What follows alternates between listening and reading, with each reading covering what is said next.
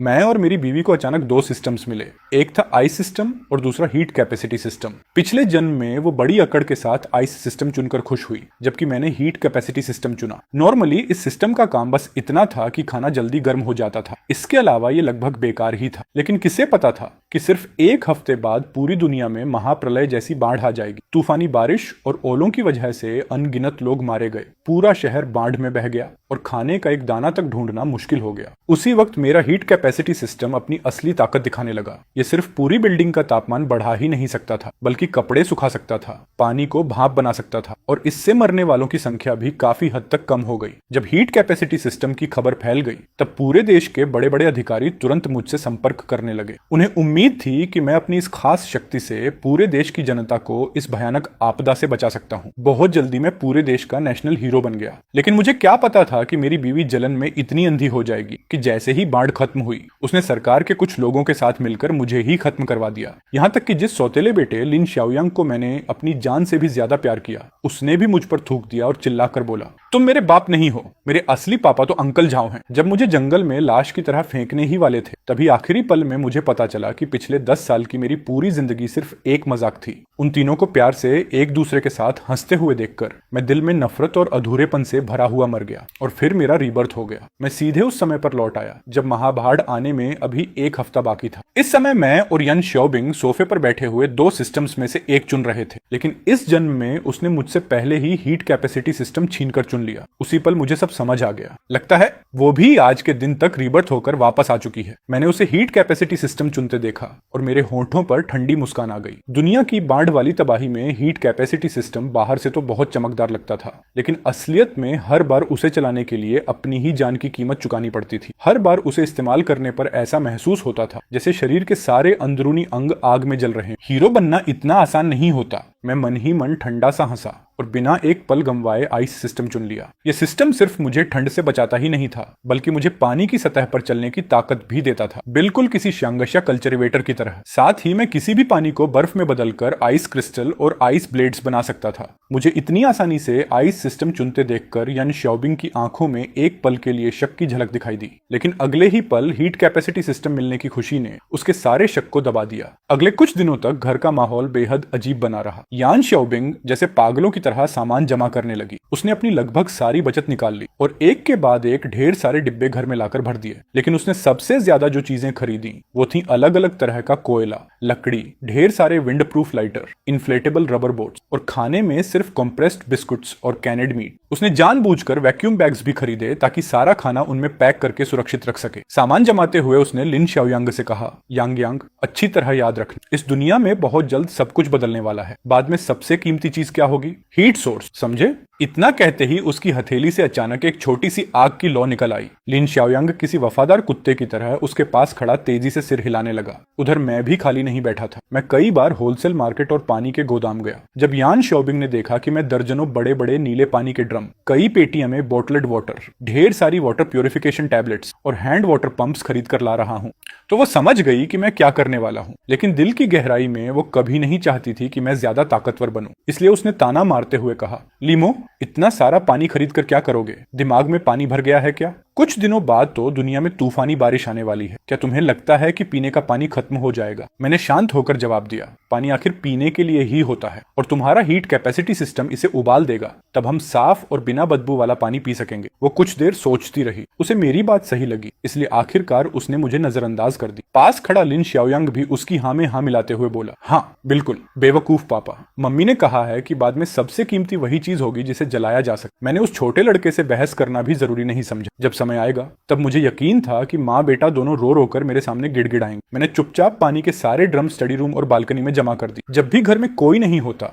मैं मौका देखकर अपने आइस सिस्टम की प्रैक्टिस करता रहता। साथ ही पिछले जन्म की टूटी फूटी यादों के आधार पर मुझे याद आया कि यान श्योबिंग का प्रेमी झाओ देकाई था। वो हमारे इलाके के कम्युनिटी ऑफिस में सिक्योरिटी गार्ड था। बाद में उसका कारोबार भी बुरी तरह फेल हो गया था। उसका चेहरा देखने लायक था, लेकिन लोगों को मीठी बातों से बेवकूफ बनाने में उसका कोई जवाब नहीं। मैं उस जगह पहुंचा जहां उसकी ड्यूटी थी। करीब आधा दिन इंतजार करने के बाद आखिरकार मैंने उसे आराम से अपनी शिफ्ट बदलने आते देखा। वो 40 साल से ऊपर का था, थोड़ा मोटा और उसके बाल पीछे की तरफ चमकदार तरीके से सेट किए हुए थे। मैं सीढ़ियों से थोड़ी दूरी पर खड़ा होकर उसे देखने लगा। मेरे मन में एक ख्याल आया। मैंने अपने आइस एनर्जी का इस्तेमाल करके हवा में मौजूद ऐसी नमी को कंट्रोल किया जिसे आम इंसान देख भी नहीं सकता था, और धीरे धीरे उसे झाव दे काई की गर्दन के पीछे भेज। उसी समय सिस्टम की आवाज सुनाई दी, ट्रकिंग कंप्लीट, इफेक्टिव रेंज लगभग 5 किलोमीटर, लेकिन इसे अत्यधिक हाई टेम्परेचर फायर एनर्जी से नष्ट किया जा सकता है। मैं हल्का सा मुस्कुराया। ओह, सक्सेस, मैं ठंडी हंसी हंसते हुए बोला। जाओ दिखाई, अपनी जिंदगी के बचे हुए आखिरी दिनों का मजा ले ले, अब तेरा एंड आने वाला है। मैंने देखा कि वो अभी भी अपने साथियों के सामने बड़ी बड़ी हाँक रहा था। फिर मैं मुड़कर वहां से चला आया। शाम होते ही मैं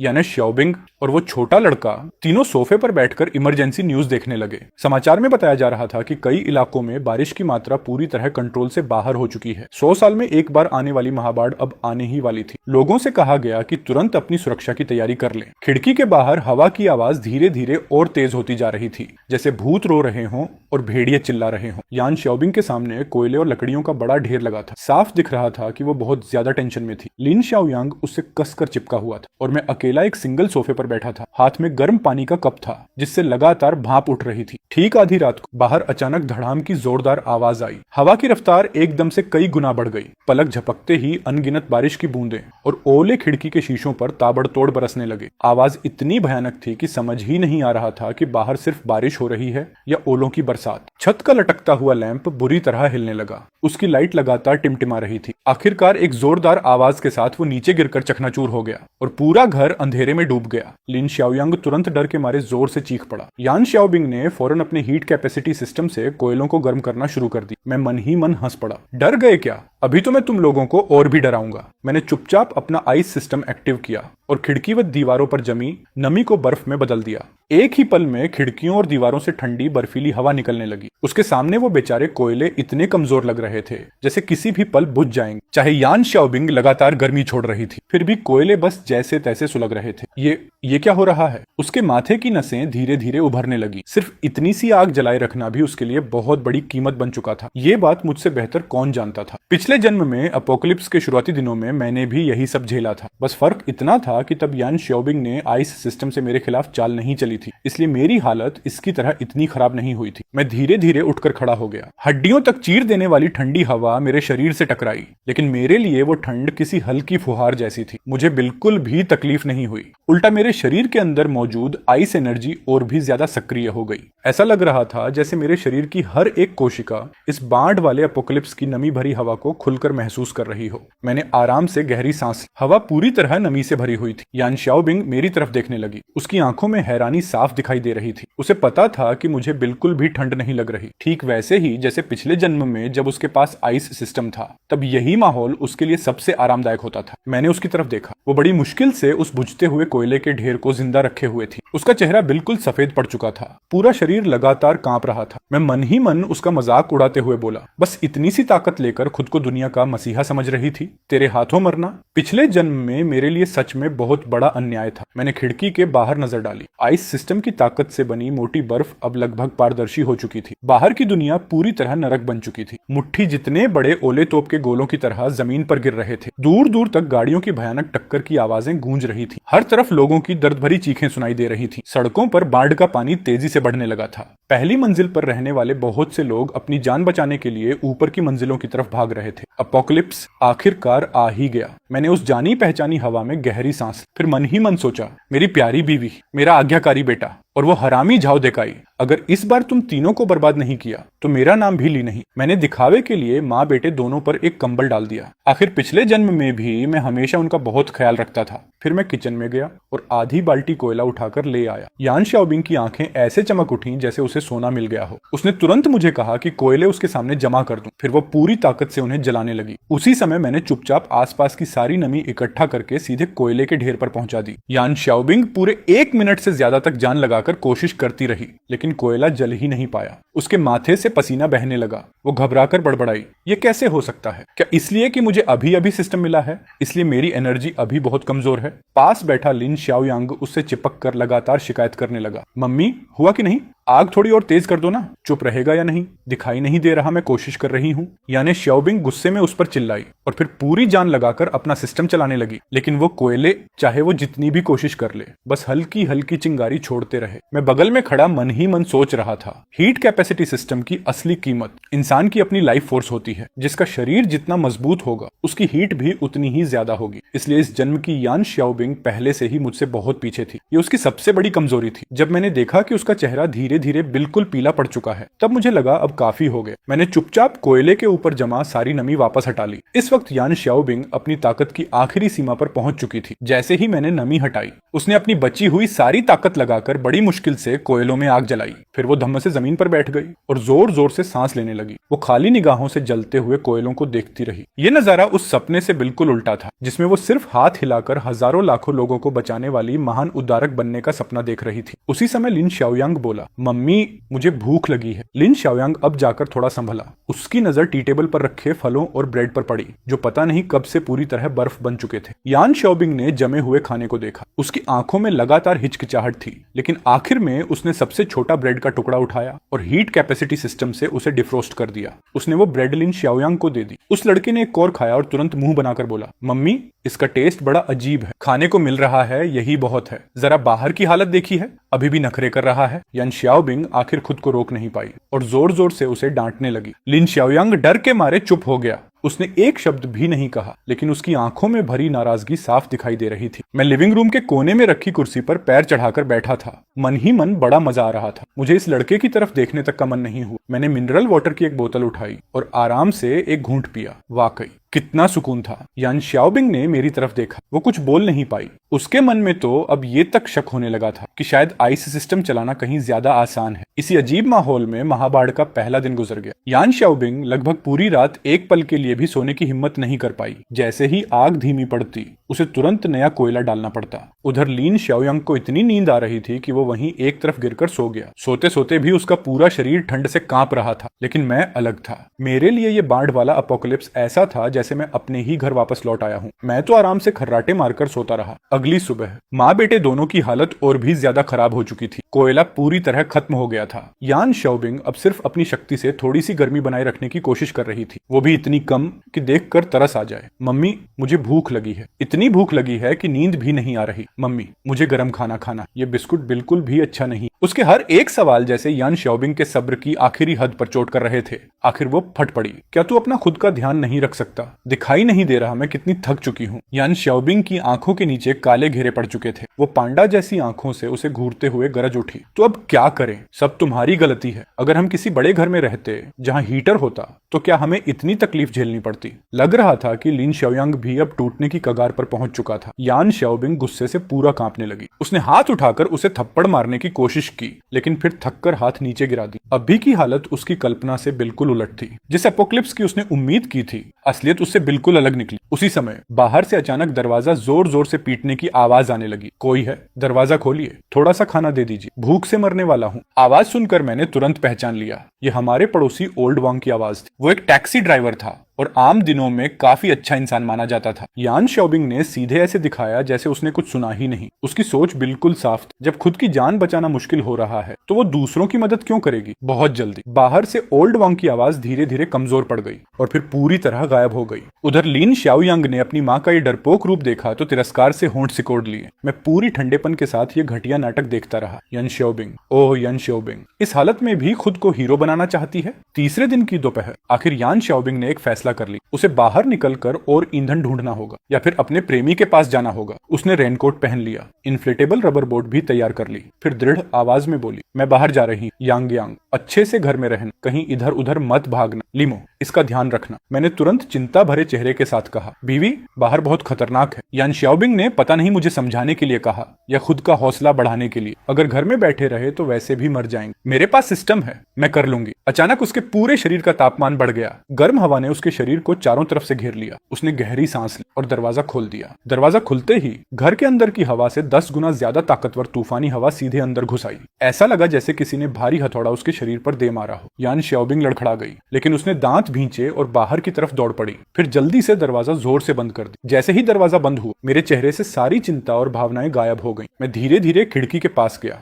और देखा कि यान श्योबिंग भारी बारिश के बीच अपनी इन्फ्लेटेबल रबर बोट को धीरे धीरे आगे बढ़ा रही थी, लेकिन वो जिस दिशा में जा रही थी वही अपार्टमेंट कॉम्प्लेक्स था जहां उसका प्रेमी रहता था। मैं मन ही मन ठंडी हंसी पीछे से देखो तो बड़ी हीरोइन या मार्शल हीरो जैसी लग रही है। इसी बीच बाहर से अचानक दरवाजे पर जोर जोर से धमाके होने लगे। फिर से नीचे वाली मंजिल के पड़ोसी ऊपर आ गए थे। हमें अंदर आने दो, अगर हम नहीं बचेंगे तो तुम लोग भी चैन से नहीं जी पाओगे। लिन शाओयांग डर के मारे जोर से चीखा और भागकर सोफे के पीछे छिप गया। मैं मुड़ा और बिना किसी एक्सप्रेशन के उसकी तरफ देखकर शांत आवाज में बोला, शाओयांग, पता है इंसान कैसे अच्छी तरह जिंदा रह सकता है? लिन शाओयांग एक पल के लिए हैरान रह गया। अगले ही पल उसकी डरी हुई आंखों के सामने मैंने सीधे घर का दरवाजा पूरा खोल दी। पापा, आप क्या कर रहे हैं? बाहर खड़े लोग तुरंत कुल्हाड़ियां और डंडे लेकर अंदर घुस पड़े। मैंने फौरन आसपास की नमी को इकट्ठा करके तेज धार वाली आइस ब्लेड्स बना दी। मैंने उनमें से किसी को भी हमला करने का मौका नहीं दिया। हर एक को सीधा एक जानलेवा वार किया, इतना ठंडा कि वो वार सीधे दिल तक उतर गया। उसके बाद मैंने तुरंत दरवाजा बंद कर दिया और एक एक करके उनकी लाशें नीचे बांट के पानी में फेंक दी। मेरी पूरी एक्शन इतनी तेज और साफ थी कि लिन शाओयांग बस देखता ही रह गया।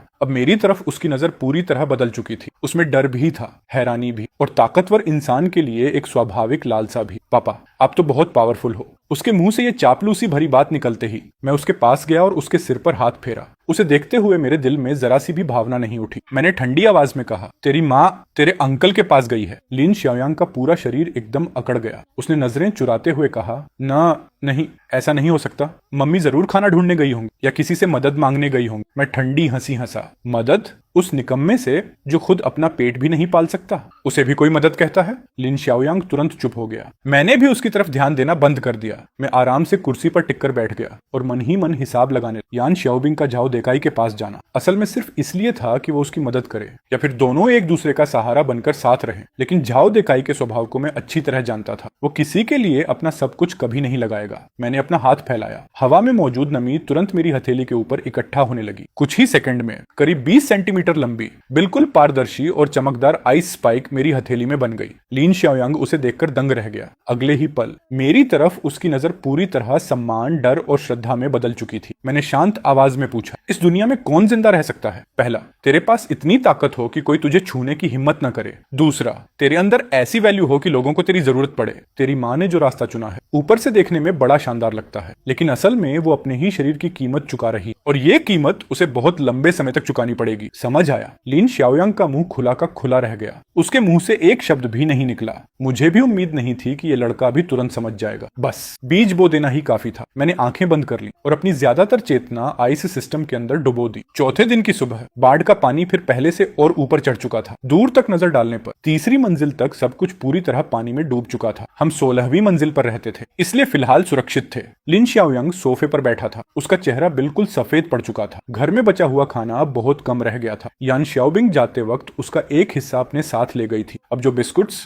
कंप्रेस्ड रेशन और कैनेड फूड बचा था वो हमारी अभी की खपत के हिसाब से सिर्फ 3-4 दिन ही चल सकता था। आखिरकार उसने हिम्मत करके पूछा, पापा, मम्मी कब वापस आएंगी? हमारे पास खाना खत्म होने वाला है। मैंने कुछ पल सोचा। लगता है अब मेरे भी बाहर जाकर थोड़ा सप्लाईज जुटाने का समय आ गया है। मैं खड़ा हुआ, अपने हाथ में आइस स्पाइक मजबूती से पकड़ी और लिन शाओयांग से कहा, घर में रहना, दरवाजा अच्छी तरह बंद करके रखना। मेरे अलावा कोई भी आए, चाहे कितनी भी आवाज लगाए, दरवाजा मत खोलना। लिन शाओयांग ने खाली नजरों से मेरी तरफ देखा और चुपचाप सिर हिला दी। मैंने दरवाजा खोला और सीधे कॉरिडोर की खिड़की से बाहर चढ़ गया। बस एक ख्याल आते ही मेरे पैरों के नीचे का बारिश का पानी तुरंत जम गया। बर्फ की एक मोटी परत मेरे पैरों के नीचे बन गई, जिसने मुझे मजबूती से सहारा दिया। मैं आराम से पानी की सतह पर उतर गया और धीरे धीरे शहर के सुपरमार्केट की तरफ चल पड़ा। मुझे पता था कि पहली मंजिल तो पूरी तरह डूब चुकी होगी, लेकिन इतना बड़ा सुपरमार्केट है तो कुछ न कुछ सामान ऐसा जरूर होगा जो पानी में पूरी तरह खराब नहीं हुआ होगा। मैं सुपरमार्केट के ऊपर पहुंचा। पूरा सुपरमार्केट पानी में डूब चुका था। मैं बिना हिचकिचाए सीधे पानी में गोता लगा गया। बाढ़ का ठंडा पानी मेरे आइस सिस्टम को और भी ज्यादा सक्रिय कर रहा था। मैं आसानी से सुपरमार्केट के अंदर पहुंच गया।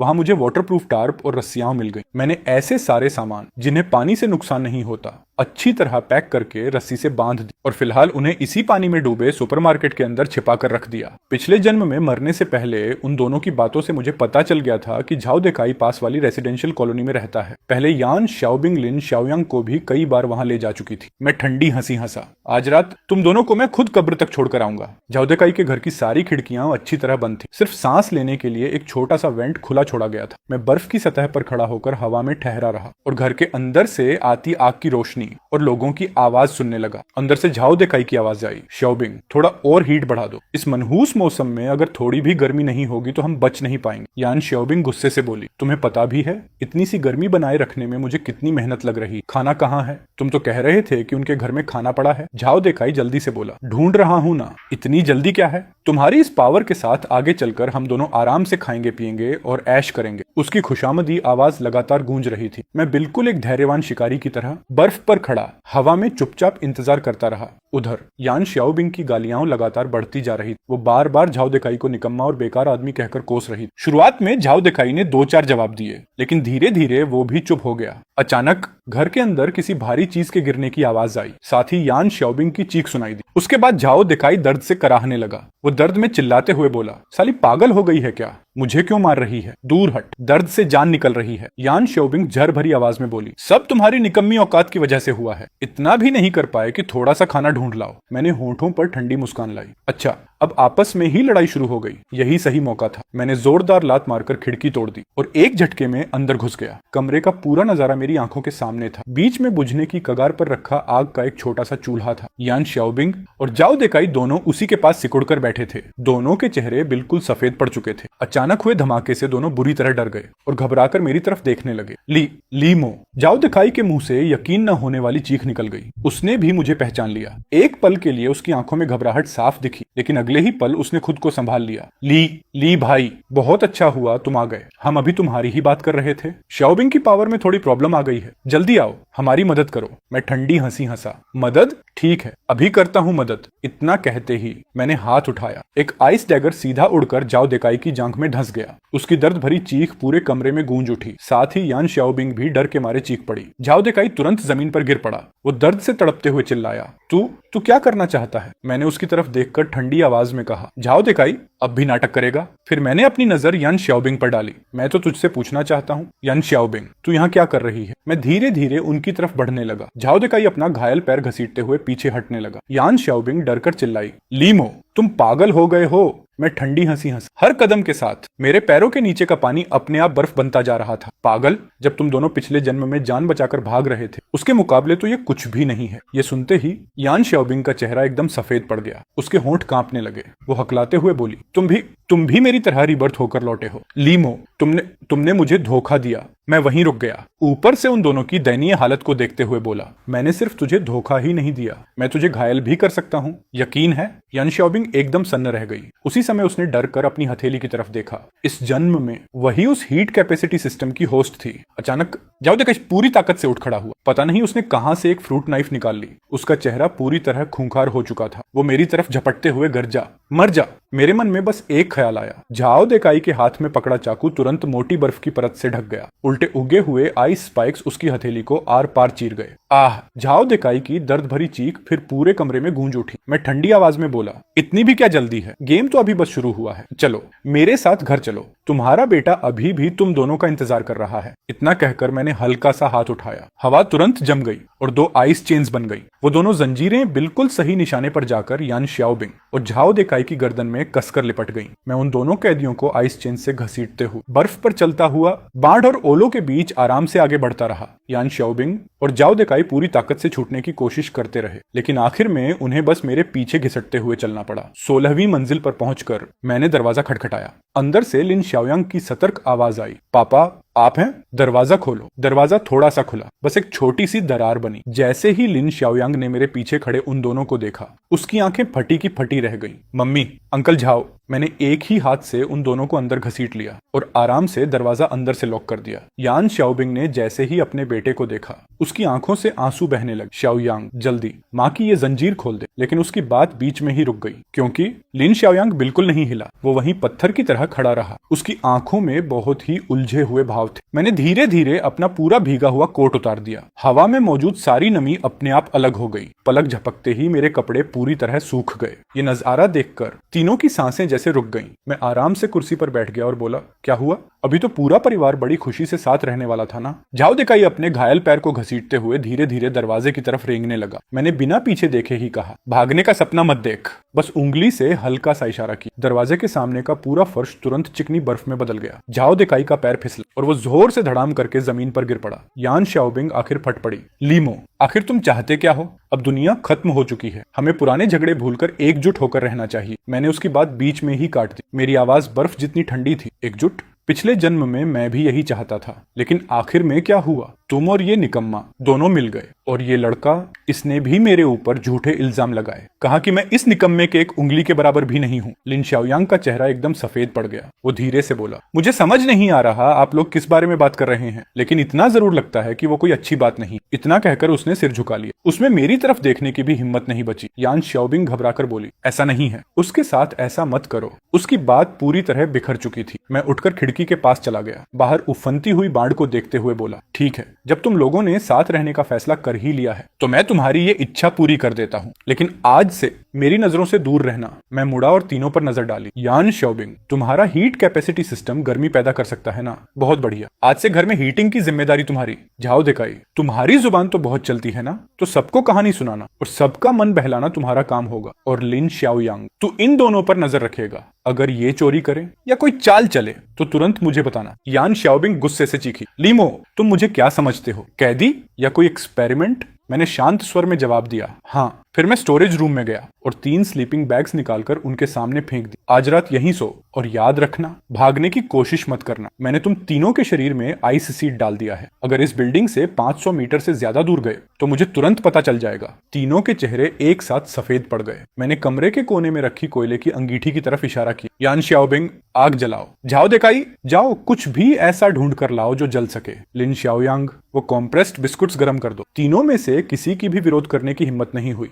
उन्हें देखकर मेरे दिल में एक अजीब सी संतुष्टि उठी, लेकिन ये अभी भी काफी नहीं था। इससे बहुत बहुत कम था। अगले 3 दिन तक मैंने घर का नियम बहुत सख्ती से लागू किया। हर दिन अंगीठी को 8 घंटे से ज्यादा जलते रहना ही होगा। ये हीट कैपेसिटी सिस्टम के लिए बहुत बड़ा बोझ था। यान शाओबिंग दिन ब दिन सूखती जा रही थी। उसकी आंखें धंस चुकी थी। चेहरे की चमक पूरी तरह गायब हो चुकी थी। हर बार आग जलाते वक्त उसे जोर जोर से खांसी आने लगती। उधर झाओ देकाई के पैर का घाव मैंने जानबूझकर कभी ठीक नहीं होने दिया। मैंने घाव को हमेशा कम तापमान पर रखा। इससे खून तो कम बहता था, लेकिन दर्द कई गुना बढ़ जाता था। हर दिन वो अपना टूटा हुआ पैर घसीटते हुए पूरी बिल्डिंग में ऊपर नीचे घूमता और जलाने लायक सामान ढूंढता रहता। कल रात उसे 18वीं मंजिल पर आधी बाल्टी पुराने अखबार मिल गए। वो उन्हें सोना मिलने जैसी खुशी के साथ घसीटता हुआ वापस ले आया, लेकिन क्योंकि वो बहुत धीरे चल रहा था, मैंने उसे सजा दी। पूरे 1 घंटे तक उसे ठंडी बैल्कनी में खड़ा रखा। सबसे दिलचस्प बदलाव लिन शाओयांग में आया। अब उस लड़के की नजरें मुझे देखकर दिन ब दिन और ज्यादा उलझी हुई होती जा रही। डर, सम्मान और साथ ही एक हल्की सी एडमिरेशन भी। आज सुबह ही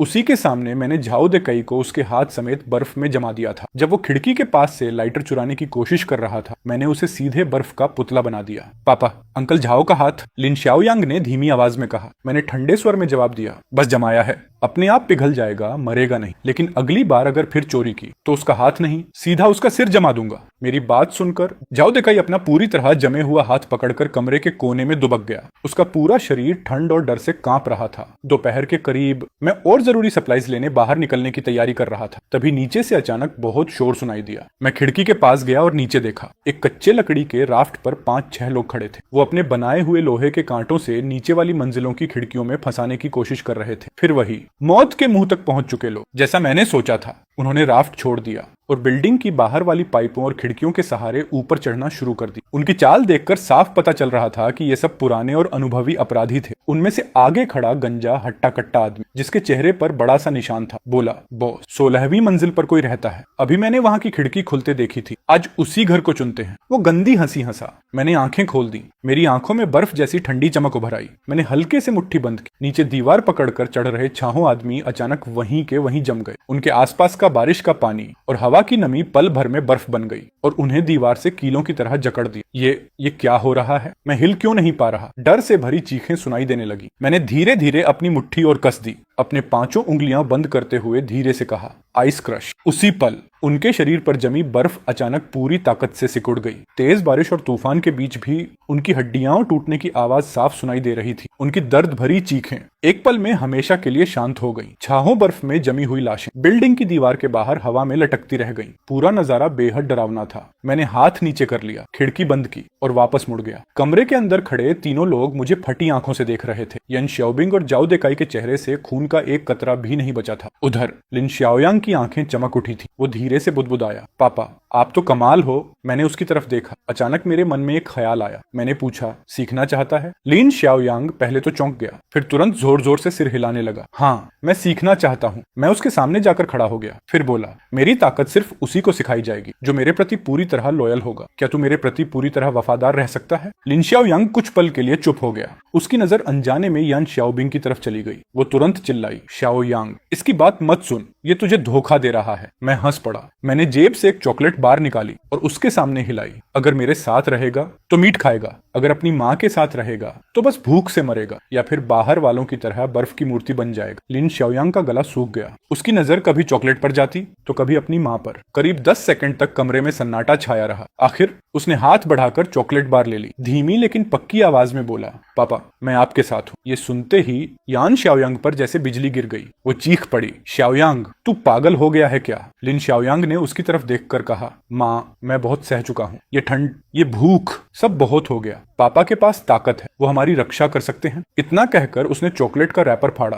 और उसे जल्दी जल्दी खाने लगा। यान श्याओबिंग चीख उठी, लेकिन वो तुम्हारा इस्तेमाल कर रहा है। इस बार लिन श्याओयांग की आंखें ठंडी हो गईं। उसने पलटकर पूछा, तो जब आप अंकल झाओ के पास गई थी, क्या तब आपने एक बार भी मेरे बारे में सोचा था? जब आपने मुझे घर में अकेला छोड़ दिया था, क्या तब आपको मेरी याद आई थी? यान श्याओयांग ने मुंह खोला, लेकिन उसके पास कोई जवाब नहीं था। मैं मुस्कुराया और लिन श्याओयांग के कंधे पर हाथ रखा। अच्छा फैसला, आज से तू मेरा शागिर्द है। अब मेरे साथ बाहर चल, मैं तुझे पहला लेसन सिखाऊंगा, रिसोर्सेज कैसे इकट्ठा किए जाते हैं। मैं लिन श्याओयांग को उस पानी में डूबे सुपरमार्केट तक ले गया जिसे मैंने पहले खोजा था। पानी की सतह पर खड़े होकर मैंने बस हल्का सा हाथ घुमाया। हमारे पैरों के नीचे की बाढ़ का पानी दोनों तरफ हट गया और सीधे सुपरमार्केट के एंट्रेंस तक जाने वाला बर्फ का रास्ता बन गया। लिन श्याओयांग ये देखकर दंग रह गया। सुपरमार्केट के अंदर पहुंचकर मैंने बर्फ से कई तैरते हुए स्टोरेज बॉक्सेस बना दी और सामान भरना शुरू कर दिया। Canned food, water purification tablets, medicine, tools. सामान उठाते हुए मैं उसे समझा रहा था, अपोकलिप्स, ये चीजें सोने से भी ज्यादा कीमती होती हैं। याद रखना, मुझे सबसे ज्यादा ऐसी चीजें चाहिए जो एनर्जी दे सके। लिन श्याओयांग बहुत जल्दी सीखने लगा। थोड़ी ही देर में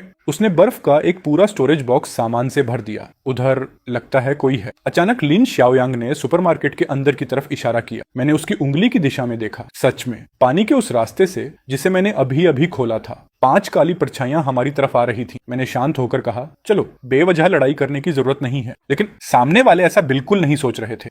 उन्होंने अपनी पीठ के पीछे से कुल्हाड़ियां निकाल ली और हमारा रास्ता रोक लिया। सारा सामान नीचे रख दो। मैंने हल्की सी सांस छोड़ी। मैं लड़ना नहीं चाहता था। चश्मा पहने हुए आदमी के पीछे से एक गर्म दिमाग वाला लड़का लोहे की पाइप लेकर मेरी तरफ दौड़ पड़ा। मैं अपनी जगह से जरा भी नहीं हिला, बस उसकी तरफ एक नजर डाली। अचानक उसके कदम वहीं रुक गए। उसके पैरों के तलवों से बर्फ जमनी शुरू हुई और तेजी से पूरे शरीर में फैल गई। पलक झपकते ही वो पूरी तरह बर्फ की मूर्ति बन चुका था। राक्षस! बाकी लोग डरकर तुरंत पीछे हट गए। मैंने शांति से पूछा, अब भी हमारा सामान चाहिए? चश्मे वाले आदमी का चेहरा बिल्कुल सफेद पड़ गया। उसने घबरा कर अपनी कुल्हाड़ी जमीन पर फेंक दी। नहीं, अब नहीं चाहिए। मैंने कहा, श्याओयांग चलो। वो सिर हिलाकर मेरे साथ आराम से बाहर निकल गया। पानी की सतह पर वापस आने के बाद मैंने उस पानी वाले रास्ते को फिर से बंद कर दी और उन लोगों को वहीं अंदर फंसा दिया। अब वो बाहर निकल पाएंगे या नहीं, ये उनकी किस्मत पर छोड़ दिया। वापसी के रास्ते में हमें सरकार की एक रेस्क्यू टीम मिली। वो लोग एक खास एयरबोट में ऊपरी मंजिलों पर फंसे लोगों को रेस्क्यू कर रहे थे। एक सैनिक जोर से चिल्लाया, आप दोनों नाव पर आ जाइए, हम आपको टेम्परेरी शेल्टर लेकर चलेंगे। मैंने सिर हिलाया, जरूरत नहीं, हम अपना ध्यान खुद रख सकते हैं। उस सैनिक ने मेरे पैरों के नीचे जमी बर्फ की तरफ देखा। शायद उसे कुछ समझ आ गया। वो बोला, जी ठीक है, लेकिन इस इलाके में बहुत सावधान रहिए। अगर मदद चाहिए तो शहर के दक्षिण वाले स्टेडियम में रिलीफ शेल्टर बनाया गया है। हमने रेस्क्यू बोट को दूर जाते हुए देखा। तब लिन श्याओयांग ने पूछा, पापा हम शेल्टर क्यों नहीं जाते? मैंने जवाब दिया, क्योंकि वहां आजादी नहीं मिलेगी।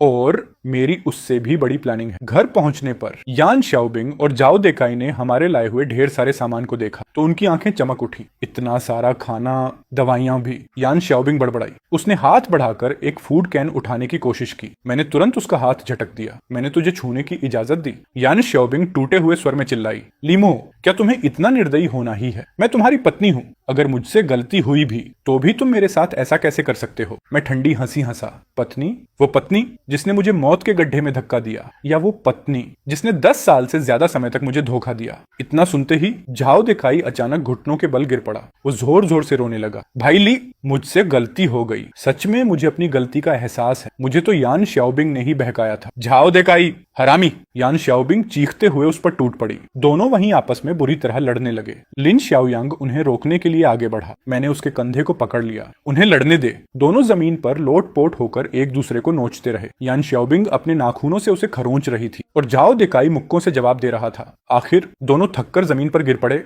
और हाँफने लगे। मैंने ताली बजाई। बहुत बढ़िया, जारी रखो ना, रुक क्यों गए? अचानक यान शाओबिंग फूट फूट कर रोने लगी। इस बार उसके आंसू नकली नहीं थे। लिन शाओयांग जमीन पर पड़े उन दोनों को बहुत ही उलझी हुई नजरों से देखता रहा। उसी रात मैंने लिन शाओयांग को एक काम दिया। यान शाओबिंग और जाओ दिखाई पर नजर रखना, उनकी हर छोटी बड़ी हरकत नोट करना। रात के 2 बजे लिन शाओयांग धीरे से मुझे जगाने आया। पापा, मम्मी और अंकल झाओ बैल्कनी में बात कर रहे हैं, उसने फुसफुसाकर कहा। मैं उठा और चुपचाप बैल्कनी के दरवाजे तक गया। बाहर से झाओ दिखाई की आवाज आ रही थी। हमें भागना होगा। अगर ऐसे ही चलता रहा तो हम यहीं मर जाएंगे, यान शाओबिंग ने निराश होकर कहा। लेकिन भागेंगे कैसे? लीमो हमारे शरीर में आइस सीड डाल चुका है, जाओ दिखाई धीमी आवाज में बोला। मैंने ध्यान से देखा है। हर बार अपनी ताकत इस्तेमाल करने के बाद लीमो को आराम करना पड़ता है। कल वो फिर सामान लेने बाहर जाएगा, तब हम दोनों मिलकर लिन शाओयांग को पकड़ लेंगे, उसे होस्टेज बनाएंगे। यान शाओबिंग चौंक गई। तुम पागल हो गए हो? वो हमारा बेटा है। तो क्या हुआ? जाओ दिखाई ठंडी आवाज में बोला। वैसे भी वो अब लीमो का आदमी बन चुका है। शाओबिंग,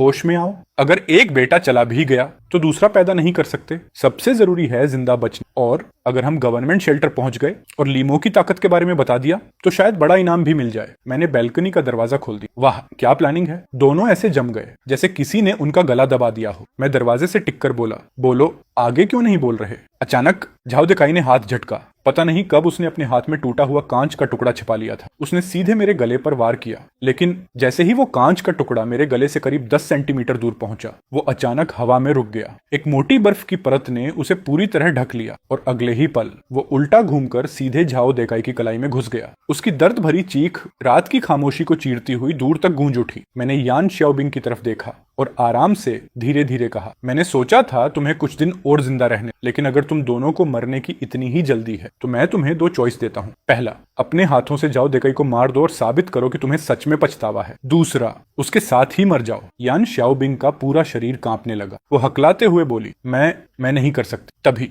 लिन शाओयांग दरवाजे पर आकर खड़ा हो गया। उसने ठंडी आवाज में कहा, माँ, इसे मार दो। अभी तो ये कह रहा था कि मुझे होस्टेज बना लेगा, लेकिन ये मेरे पापा हैं। इतना कहकर लिन शाओयांग सीधे जाओ दिखाई के सामने गया और उसके चेहरे पर थूक दिया। तू मेरा बाप नहीं है, तू मेरे पापा की एक उंगली के बराबर भी नहीं है। मैं अचानक जोर से हंस पड़ा। हा हा हा, कितना मजा किया है! सच में बहुत ही मजा किया। यान शाओबिंग पहले अपने बेटे को देखती रही, फिर जमीन पर पड़े झाओ दिखाई को। धीरे धीरे उसकी आंखों में पागलपन उतरने लगा। उसने अपना हाथ उठाया। उसकी हथेली में आग की एक लपट भड़क उठी। शाओबिंग, मत! झाओ दिखाई डर के मारे पीछे सरकने लगा। यान शाओबिंग ने कांपती आवाज में कहा, सॉरी दिखाई, लेकिन मुझे शाओयांग के लिए जिंदा रहना होगा। अगले ही पल आग सीधा जाओ दिखाई की तरफ बढ़ गई। लपटों ने उसे पागलों की तरह जलाना शुरू कर दी। वो दर्द से चीखता हुआ जमीन पर लौटने लगा। लेकिन ये आग आम आग नहीं थी। हीट कैपेसिटी सिस्टम की आग शरीर के अंदर से जलाती थी। जितना वो तड़पता, आग उतनी ही तेज होती जाती। कुछ ही देर बाद उसकी चीखें हमेशा के लिए बंद हो गईं। झाओ दिखाई पूरी तरह जलकर काला शव बन चुका था। यान शाओबिंग वहीं जमीन पर बैठ गई।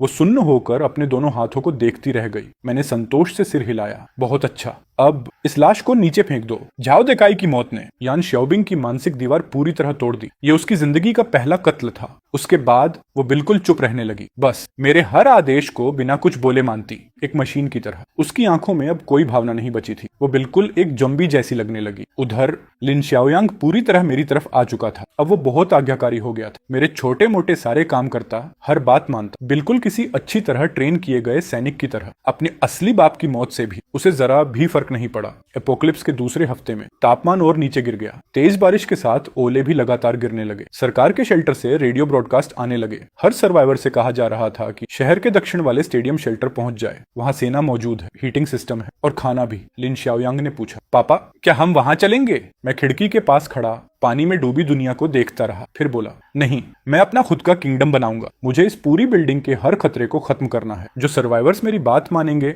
उन्हें अपने साथ जोड़ूंगा और एक ऐसी सोसाइटी बनाऊंगा जिसका केंद्र सिर्फ मैं रहूं। पहला कदम यही बिल्डिंग होगी। मैं लिन शाओयांग को लेकर सबसे ऊपर वाली मंजिल से नीचे की तरफ सफाई करने निकल पड़ा। ज्यादातर लोग या तो भाग चुके थे या मर चुके थे, लेकिन अब भी करीब दर्जन भर परिवार वहां टिके हुए थे। 18वीं मंजिल पर एक बुजुर्ग प्रोफेसर दंपत्ति रहते थे। उनके पास खाना तो काफी था, लेकिन गर्म रहने का कोई तरीका नहीं था। मैंने उनके सामने अपने आइस सिस्टम की ताकत दिखाई और उन्हें सुरक्षा व हीटिंग देने का वादा किया। उन्होंने बिना एक पल सोचे मेरा साथ स्वीकार कर लिया। 17वीं मंजिल पर 4 लोगों का एक परिवार रहता था। उसका पिता सेना का रिटायर्ड जवान था। उसने मेरा विरोध करने की कोशिश की, लेकिन मेरी ताकत के सामने उसके पास कोई मौका नहीं था। उसे हराने के बाद भी मैंने उसके परिवार को नुकसान नहीं पहुंचाया, बल्कि उन्हें खाना और दवाइयां दी। काफी सोच विचार के बाद उस सैनिक ने आखिर सिर झुका दिया। उसने अपने परिवार की सुरक्षा के बदले अपनी लड़ाई की स्किल्स मुझे देने की कसम खाई। 15वीं मंजिल से लेकर 10वीं मंजिल तक हालात सबसे खराब थे। ज्यादातर लोग या तो मर चुके थे या लुटेरे बन चुके थे। मैंने तीनों लूटर गैंग्स का सफाया कर दिया और 5 ऐसे सर्वाइवर्स को अपने साथ मिला लिया जो ईमानदारी से सहयोग करने को तैयार थे। 1 हफ्ते बाद पूरी बिल्डिंग मेरे कंट्रोल में आ चुकी थी। मैंने कुछ आसान रूल्स बनाए। मैनेजमेंट की बात माननी होगी। हर मंजिल का अलग बंटवारा होगा। आपस में लड़ाई करना मना होगा। बदले में मैं सुरक्षा दूंगा, बेसिक हीटिंग दूंगा और खाना बांटूंगा। सिर्फ 1 हफ्ते में मेरा किंगडम धीरे धीरे आकार लेने लगा। आज जब मैं सामान बांट रहा था, तभी लिन शाओयांग भागता हुआ आया। पापा, वो माँ गायब हो गई। मैंने भौहें सिकोड़कर पूछा, क्या हुआ? वो बोला, मुझे नहीं पता। सुबह तक तो वो यहीं थी, लेकिन जब मैं खाना लेकर गया तो वो वहां नहीं थी। शायद गवर्नमेंट शेल्टर चली गई। उसका चेहरा बदल गया। अब क्या करेंगे? मैं हल्का सा हंसा। जाने दो। जैसा मैंने सोचा था, यान शाओबिंग रबर की नाव में बैठकर सीधे गवर्नमेंट शेल्टर पहुंच गई। वो जोर जोर से चिल्लाने लगी, मुझे इंचार्ज से मिलना है, मुझे शिकायत करनी है। उसे तुरंत टेम्परेरी कमांड रूम में ले जाया गया। वहां एक गंभीर चेहरे वाला मध्यम उम्र का अधिकारी मेज के पीछे बैठा था। उसने पूछा, तुम किस बात की शिकायत करना चाहती हो? यान शाओबिंग बोली, मैं एक बेहद खतरनाक आदमी की शिकायत करना चाहती हूँ। उसका नाम ली मो है। वो मेरा पति है। उसके पास सुपर पावर है। वो पूरे पानी को कंट्रोल कर सकता है, लेकिन वो पागल है। उसने बहुत सारे लोगों को मार डाला है। उसने हमें कैद करके रखा और बहुत जुल्म। ये सुनते ही उस अधिकारी की आंखें गहरी हो गईं। Super power? जरा विस्तार से बताओ। यान शाओबिंग ने खूब मिर्च मसाला लगाकर पूरी कहानी सुनाई और मुझे एक ऐसा शैतान बना दिया जिसे माफ नहीं किया जा सकता। सब सुनने के बाद अधिकारी कुछ देर चुप रहा। फिर उसने पूछा, तो उसकी ताकत हीटिंग और पानी साफ करने की प्रॉब्लम भी हल कर सकती है? यान शाओबिंग एक पल के लिए चौंक गई, फिर बोली, हाँ, शायद कर सकती है। अधिकारी तुरंत खड़ा हो गया। उसकी आंखें चमक उठी। अगर तुम्हारी बात सच है तो वो हम सबका उद्धार करने वाला हो सकता है। यान शाओबिंग वहीं जड़ हो गई। वो घबरा कर बोली, लेकिन उसने लोगों को मारा है। अधिकारी शांत स्वर में बोला, इस अपोकलिप्स में ऐसा कौन है जिसके हाथ पूरी तरह साफ है? बड़ी बीमारी का इलाज हमेशा कड़ी दवा से होता है और अराजक समय में लोहे जैसी सख्ती ही काम आती है। मुझे उसके पास ले चलो। ये सुनते ही यान शाओबिंग डर के मारे पूरी तरह घबरा गई। वो किसी भी कीमत पर वापस जाने को तैयार नहीं थी। आखिरकार जब उस अधिकारी ने वादा किया कि सेना उसकी सुरक्षा करेगी, तब जाकर उसने मजबूरी में हाँ की। 2 घंटे बाद सेना की 5 कैनोज हमारी बिल्डिंग के नीचे आकर रुकी। मुझे पहले से पता था कि वो लोग आने वाले हैं, इसीलिए मैं लिन शाओयांग और अपने कई वफादार लोगों के साथ पहले से ही 16वीं मंजिल की छत पर उनका इंतजार कर रहा था। कनू पर बैठे अधिकारी ने बिल्डिंग के चारों तरफ बनी अजीब सी आइस वॉल और उसे घेरने वाले आइस आइलैंड को देखा तो उसकी आंखों में साफ हैरानी झलक उठी। उसने पूछा, तुम ही ली मो हो? मैंने शांत होकर जवाब दिया, हाँ, मैं ही हूँ। शायद मेरी पत्नी ने आपको पहले ही बता दिया होगा कि मैं एक ऐसा शैतान हूँ जो बिना पलक झपकाए लोगों को मार देता है। अगर आप लड़ने आए हैं तो ज्यादा बातें करने की जरूरत नहीं, लेकिन अगर बात करने आए हैं तो मैं बात करने के लिए तैयार हूँ। मेरी इतनी सीधी बात सुनकर झाओ वेइगू एक पल के लिए चौंक गया, लेकिन अगले ही पल उसने खुद को संभाल लिया और साफ कहा कि वो बातचीत करने आया है। मैंने भी कोई बेकार की बात नहीं, सीधे उसे पूरी बिल्डिंग तक मेनिम्बे किर्जी स्कूल नई बिल्डिंग घुमाने ले गया। साफ सुथरे कॉरिडोर्स, व्यवस्थित तरीके से बांटा जा रहा सामान, काफी स्वस्थ सर्वाइवर, हीटिंग एरिया और मेरे आइस एबिलिटी से बने वाटर प्यूरिफिकेशन डिवाइसेस, सब कुछ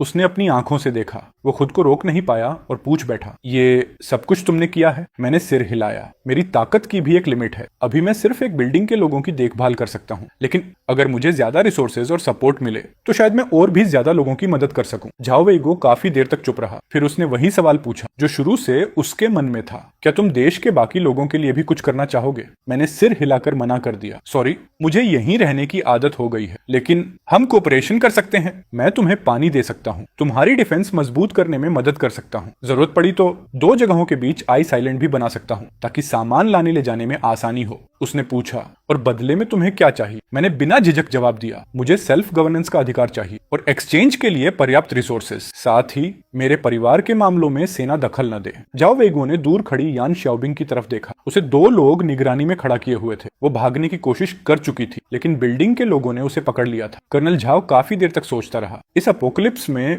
मरे हुए लोगों का कोई फायदा नहीं था। ज्यादा से ज्यादा सर्वाइवर्स को बचाना ही इंसानों की उम्मीद थी। एक सैनिक होने के नाते वो ये बात अच्छी तरह समझता था। जब वो अब भी दुविधा में था, मैंने शांत स्वर में कहा, कर्नल झाओ, आप अच्छी तरह जानते हैं कि कभी कभी बड़े मकसद के लिए कुछ बलिदान देने ही पड़ते हैं। झाओ वेगुओ ने मेरी आंखों में गहराई से देखा। आखिरकार उसने बेबसी से सिर हिला दिया। छोटे नुकसान देकर बड़ी जीत हासिल करना, इस सिद्धांत को वो भली भांति समझता था। अगर उसकी जगह वो खुद होता तो भी वो कई लोगों की जान बचाने के लिए अपना बलिदान देने को तैयार रहता। उसके बाद मैं और झाओ वेगुओ बैठकर पूरी कोऑपरेशन प्लान पर विस्तार से चर्चा करने लगे। मैं उनकी बेसिस बनाने में मदद करूंगा, पानी साफ करूंगा, अपनी क्षमता के अनुसार हर सुविधा दूंगा। साथ ही सेना के साथ मिलकर सामान इकट्ठा करने और बांटने में भी मदद करूंगा। सेना ट्रांसपोर्ट की जिम्मेदारी संभालेगी और मुझे मैन पावर देगी ताकि मैं अपना किंगडम और बड़ा कर सकूं। कई घंटों की गर्मागर्म बहस के बाद आखिरकार दोनों पक्षों के बीच समझौता हो गया। जाने से पहले झाओ वेगो धीरे से मेरे पास आया और बोला, लीमो, मुझे नहीं पता तुम्हारे और तुम्हारी पत्नी के बीच क्या हुआ था, लेकिन याद रखना, जितनी बड़ी ताकत होती है उतनी ही बड़ी जिम्मेदारी भी होती है। खुद को सचमुच का राक्षस मत बनने देना। मैंने उसकी ईमानदार आंखों में देखा। शायद पहली बार मैंने भी पूरी गंभीरता से जवाब दिया, फिक्र मत कीजिए कर्नल झाओ,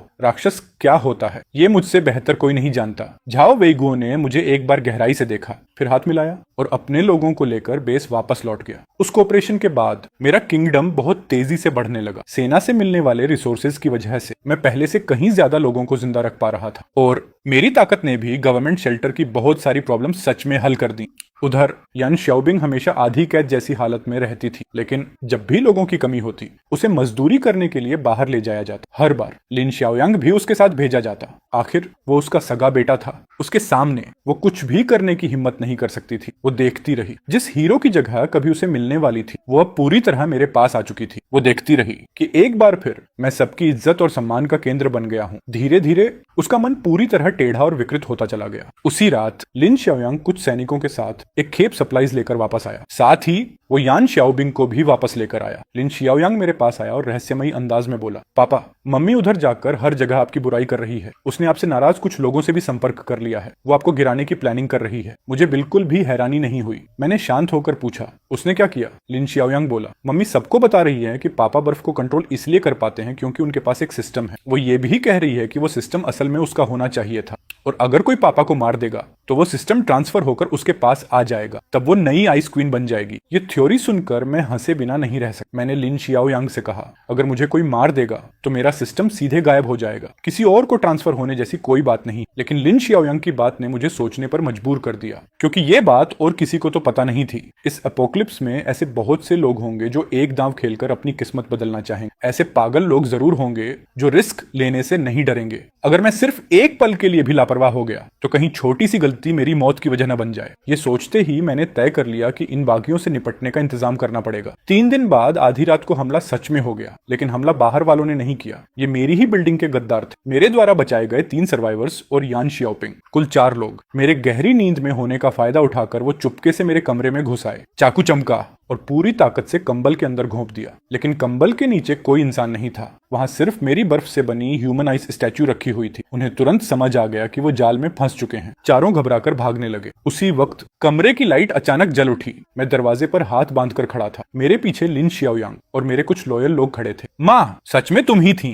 लिन श्याओयांग ने यान श्याओपिंग के हाथ में खंजर देखा। उसकी आंखों में हल्की सी जीत की चमक थी। यान श्याओपिंग का चेहरा सफेद पड़ गया। फिर वो अचानक पागलों की तरह हंसने लगी। ली मो, ये मत समझ कि तू जीत गया। मैं तुझे बता देती हूँ, कर्नल झाओ तेरी असली सच्चाई जान चुके हैं। वो जल्द ही फौज लेकर आएंगे और तेरे जैसे राक्षस को खत्म कर देंगे। मैंने सिर हिलाया और धीरे धीरे उसकी तरफ बढ़ने लगा। कर्नल झाओ सब जानते हैं, लेकिन वो ये भी जानते हैं कि अगर मैं नहीं रहा तो रेफ्यूजी कैंप के आधे लोग जिंदा नहीं बचेंगे। मैंने उन चारों गद्दारों की तरफ देखा। मैंने तुम लोगों को मौका दिया, खाना दिया, सामान दिया, गर्माहट दी, ताकि तुम इस अपोकलिप्स में जिंदा रह सको, जबकि न जाने कितने लोग मर चुके हैं। लेकिन तुमने बदले में गद्दारी चुनी। बकवास बंद कर, सब एक साथ हमला करो। एक गद्दार अचानक चाकू लेकर मेरी तरफ दौड़ा। मैं अपनी जगह से हिला तक नहीं। वो आधे रास्ते तक ही पहुंचा था कि उसका पूरा शरीर अंदर से बाहर तक बर्फ बन गया। एक ही पल में वो आइस स्टैच्यू बन चुका था। बाकी दो की डर के मारे हालत खराब हो गई। वो तुरंत दरवाजे की तरफ भागे, लेकिन दरवाजा पहले ही बर्फ से पूरी तरह सील हो चुका था। अचानक यान शियाओपिंग घुटनों के बल बैठ गई। लीमो, मुझसे गलती हो गई, मैं सच में गलत थी। मैं उसके सामने बैठ गया और उसकी आंखों में देखते हुए बोला, अगर पिछले जन्म में तुमने मेरे साथ इतनी बेरहमी न की होती तो क्या आज हम इस मोड़ पर पहुंचते? जब तुमने अपनी आंखों के सामने मेरी लाश जंगल में फेंकते हुए देखी थी, तब क्या एक बार भी मुझे बचाने का ख्याल आया था? क्या तुम्हें पति पत्नी का जरा सा भी रिश्ता याद आया था? यान शियाओपिंग लगातार रोते हुए माफी मांगती रही। मैं खड़ा हुआ और लिन शियाओयांग से कहा, अब इसका फैसला तू करेगा। लिन शियाओयांग एकदम चौंक गया। मैंने उसकी तरफ देखते हुए कहा, ये तेरी आखिरी परीक्षा है। इसे मारकर साबित कर कि तू वफादार है और तेरे अंदर फैसला लेने की हिम्मत है। उसके हाथ कांप रहे थे। उसने अपनी माँ को जमीन पर घुटनों के बल गिड़गिड़ाते देखा। उसका चेहरा पूरी तरह सफेद पड़ चुका था। कुछ देर तक चारों तरफ सन्नाटा छाया रहा। आखिर उसने अपना खंजर उठा लिया। उसकी धार ठंडी रोशनी छोड़ रही थी। यान शियाओपिंग चीख पड़ी, यांग, मैं तेरी माँ हूँ। मैंने चाहे किसी के साथ गलत किया हो, लेकिन तेरे साथ कभी गलत नहीं किया। लिन शियाओयांग ने अपनी आंखें बंद कर ली। उसने खंजर और कसकर पकड़ लिया। माँ, मुझे माफ कर देना। मैं बहुत मुश्किल से आज तक जिंदा बचा हूँ। अब इसे समझो कि आखिरी बार तुम मेरे लिए कुछ कर रही हो। इतना कहकर उसकी आंखें ठंडी हो गईं। उसने खंजर सीधा यान शियाओपिंग के दिल की तरफ घोंप दिया। उसी पल जमीन से बर्फ के नुकीले कांटे निकल आए। उन्होंने बाकी 3 गद्दारों के शरीर आर पार कर दी, लेकिन यान शियाओपिंग के सामने पहुंचा एक आइस स्पाइक ठीक उसके सामने रुक गया। मैंने ठंडी आवाज में कहा, लड़के, मैं तेरी वफादारी देखना चाहता था, लेकिन तू सच में अपनी सगी माँ को मारने के लिए तैयार हो गया। आज जो अपनी माँ को मार सकता है, वो कल मुझे भी मार सकता है। ये सुनते ही लिन शियाओयांग का चेहरा सफेद पड़ गया। उसके हाथ से खंजर खटाक की आवाज के साथ जमीन पर गिर पड़ा। वो तुरंत मेरे सामने घुटनों के बल बैठ गया। पापा, ऐसा मत कहिए, आप मम्मी जैसे नहीं हैं। उसने आपको धोखा दिया और मुझे भी छोड़ दिया। ये सब उसी के कर्मों का फल है, लेकिन पापा अलग है। पापा ने मुझे कभी नहीं छोड़ा, है ना? ये कहते हुए लिन शियाओयांग ने मेरी पैंट पकड़ ली। मैंने उसकी गर्दन पकड़कर उसे अपने पास खींचा और उसके कान के पास धीरे से कहा, मैं एक बाप हूं। मैंने सच में तुझे कभी नहीं छोड़ा, लेकिन तूने मेरे मुंह पर थूका था और अब अपनी ही माँ को मारने के लिए भी तैयार हो गया। अब तू ही बता, मैं तुझे अपने पास कैसे रखूं? ये सुनते ही लिन शियाओयांग पूरी तरह सन्न रह गया। थूका? मैंने ऐसा नहीं किया था। मैंने उससे बहस करना भी जरूरी नहीं समझा। सीधे उसे उठाकर यान शियाओपिंग के सामने फेंक दिया। यान शियाओपिंग अपने बेटे को खाली नजरों से देखती रही। उसे यकीन ही नहीं हो रहा था कि उसका सगा बेटा सच में उसे मारने के लिए तैयार हो गया था। वहीं लिन शियाओयांग की हिम्मत नहीं हुई कि वो अपनी माँ की तरफ आंख उठाकर भी देख सके। उसने एक पल के लिए सोचा कि खंजर उठाकर आखिरी बार मुझ पर हमला कर दे, लेकिन उसे पता था इतने सारे लोग कई बार मुझ पर हमला कर चुके थे, फिर भी कोई मुझे मार नहीं पाया। उसे खुद भी भरोसा नहीं था कि उसका स्नेक अटैक सफल होगा। अगर फेल हो गया तो उसकी मौत तय थी। उसने होंठ भींच लिए। आखिरकार उसमें हिम्मत नहीं हुई। उसी समय यान शियाओपिंग अचानक आगे बढ़ी और लिन शियाओयांग को कसकर अपनी बाहों में जकड़ लिया। उसने पूरी ताकत से अपना हीट सिस्टम एक्टिवेट कर दिया। तापमान इतना बढ़ गया कि मुझे भी हल्की गर्मी महसूस होने लगी। अगले ही पल लिन शियाओयांग दर्द से चीखने लगा और बुरी तरह तड़पने लगा। माँ, नहीं, प्लीज नहीं, मुझसे गलती हो गई, मैं गलत था, बहुत दर्द हो रहा है। लेकिन यान शियाओपिंग के चेहरे पर पागलों जैसी मुस्कान थी। वो उसे और कसकर पकड़ती गई और बड़बड़ाती रही, मेरा अच्छा बेटा, अब तुझे ठंड नहीं लगेगी, बिल्कुल भी नहीं। जब तक माँ है तुझे कभी ठंड नहीं लगेगी। लिन शियाओयांग लगातार चीखता रहा, लेकिन आखिर वो सिर्फ एक बच्चा था। वो अपनी माँ की पकड़ से निकल ही नहीं पाया। धीरे धीरे उसकी तड़प बंद हो गई। कुछ ही देर में उसका शरीर पूरी तरह जलकर काला पड़ गया। वो एक जली हुई लाश बनकर यान शियाओपिंग की बाहों में ढीला पड़ गया। यान शियाओपिंग ने पहले अपने बेटे की लाश को देखा, फिर मेरी तरफ देखा। लीमो, तू बहुत निर्दयी है, लेकिन याद रखना, मैं मरने के बाद भी तुझे कभी माफ नहीं करूंगी। इतना कहकर उसने लिन शियाओयांग की लाश को कसकर सीने से लगाया और बगल की कांच की खिड़की तोड़कर बाहर छलांग लगा दी। दोनों माँ बेटा कई मंजिल ऊपर से नीचे जमी बर्फ पर जोर से गिरे। ये मंजर देखकर वहां मौजूद हर इंसान डर के मारे पत्थर बन गया। किसी के मुंह से एक शब्द तक नहीं निकला। मैं खिड़की के पास खड़ा नीचे देखता रहा। 10वीं मंजिल की ऊंचाई से गिरने के बाद दोनों के शरीर पूरी तरह चकनाचूर हो चुके थे। मैंने नीचे देखते हुए धीरे से कहा, जो खुद अपने कर्मों से बर्बादी बुलाता है उसे कोई नहीं बचा सकता। उस दिन के बाद मेरे बेरहम तरीकों को अपनी आंखों से देखने के बाद सभी लोग मुझसे पहले से भी ज्यादा डरने और इज्जत करने लगे। मेरा किंगडम भी बिना किसी रुकावट के बढ़ता गया, बल्कि उसकी ग्रोथ पहले से भी कहीं तेज हो गई। आर्मी के साथ पार्टनरशिप की वजह से मेरे फॉलोअर्स लगातार बढ़ते गए। मेरा किंगडम भी दिन ब दिन और ज्यादा मजबूत होता गया। धीरे धीरे लोगों की जिंदगी फिर से पहले जैसी नॉर्मल होने लगी, लेकिन हर किसी के दिल में एक बात साफ थी, इस नए ऑर्डर की नींव सिर्फ एक इंसान पर टिकी हुई थी। एक ऐसा इंसान जो किसी भी दंगाई या क्योस फैलाने वाले को अकेले दबा सकता था, और वो इंसान मैं था।